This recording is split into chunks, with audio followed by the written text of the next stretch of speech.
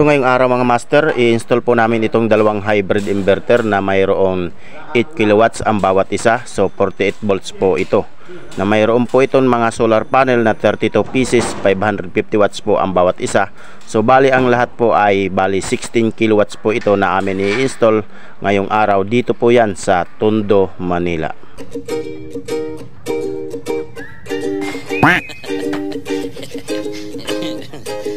Welcome back mga ka-DIY. Ayan, sinusukatan na po ni Tropang Jonas, yung aming pinaka-leader, ang paglalagyan po ng dalawang inverter. So kinukunan na po niya ng level. So bago ang lahat mga ka-DIY, shoutout po muna tayo sa atin mga solid na mga supporters dyan.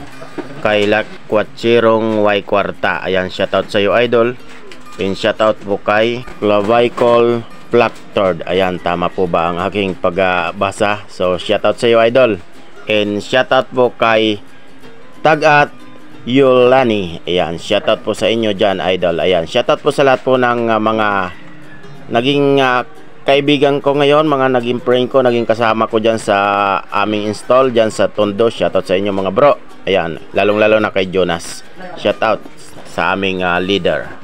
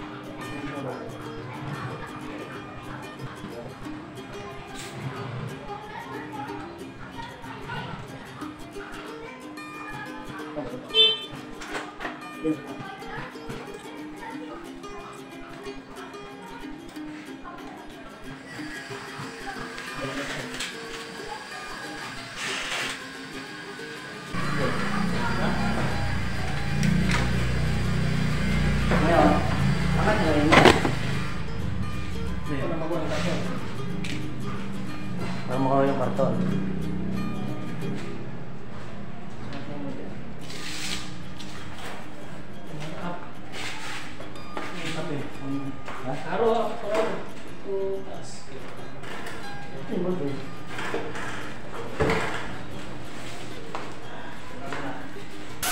So yan mga master, binubutas na po namin yung pader na pagsasalpakan ng dalawang inverter na hybrid na DE 8 kilowatt po ang bawat isa.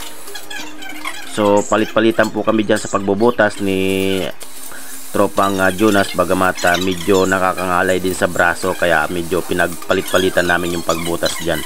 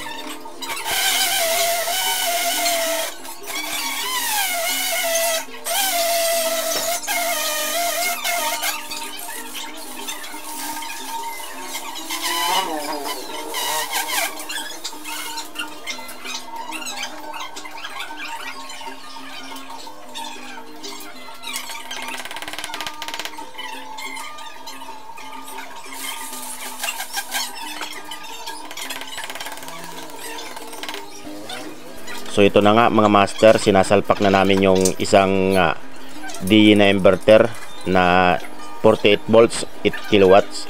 Ayan, medyo mabigat po, kaya kailangan po ng dalawang tao para maiangat namin dyan sa pader.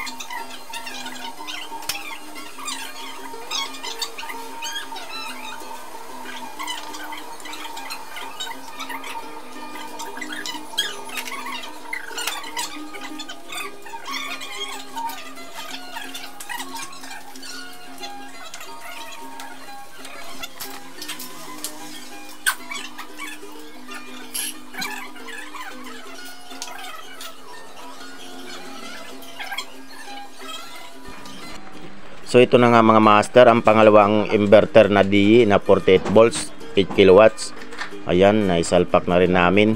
At remind ko lang sa inyo mga master, hindi po kami professional na installer. Ito po ay aming mga natutunan, ay mga experience lamang po. So ganun pa man po mga ka-DIY, kailangan pa rin pagbutihan natin ang ating install para wala po masabi ang may-ari. At saka syempre kailangan safe po palagi ang ating mga gagawin, at kailangan kumpleto po ng mga safety device para wala po maging aberya sa ating mga ginagawa. So bagamat kami ay baguhan lang sa mga ganitong larangan ng pag-install, so ganun pa man ay alam namin ang mga dapat gawin na dapat na hindi magkakaroon ng problema at hindi magkakaroon ng aberya. So kailangan po natin siguruhin na i-check palagi natin ang ating mga ginagawa para hindi po magkaroon tayo ng back job sa lahat po ng ating mga ini-installan. At saka syempre para po naman na ay marami sa atin ang magtiwala na legit po tayo at maayos po ang ating trabaho. At ito naman po mga master yung cable tray na pag dadaanan ng mga wire papuntang inverter at saka battery at papuntang MCB box. So sinusukatan na po namin, bubutasan po namin yan at dyan po namin padadaanin yung mga wire. So mga master, hanggang dito na lang po muna yung ating video bagamat mahaba na. So abangan po yung part 2 mga ka-DIY. Pagkatapos po namin itong putulin ay isasalpak po namin kagad ito para mag-wiring na po kami ng papuntang battery at saka inverter at saka papuntang panel box. So abangan niyo po yung part 2 mga ka-DIY. So paano, hanggang dito na lang po muna. So maraming salamat po sa inyong sulit na panunood dyan at mga sulit kong mga viewers, supporters dyan. At kung bago ka pa lang sa channel ko, huwag kalimutan po mag-follow para updated po kayo sa mga susunod kong upload na video na kagaya nitong mga about sa solar setup.